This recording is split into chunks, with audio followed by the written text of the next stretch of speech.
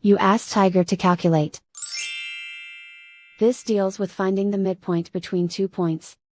The midpoint between the 2 points is 39, 46.5. Let's solve it step by step. Plot the 2 points and calculate the midpoint using the formula. The coordinates of point 1 are, x1 equals 18, y1 equals 25. The coordinates of point 2 are, x2 equals 60, y2 equals 68. PM represents the midpoint of the 2 points.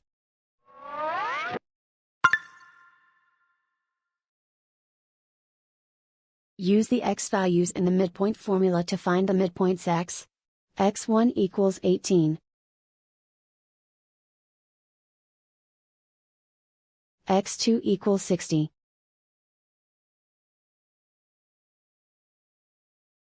Simplify the arithmetic.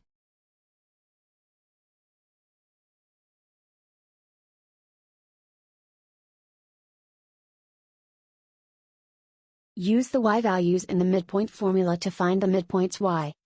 y1 equals 25. y2 equals 68. Simplify the arithmetic.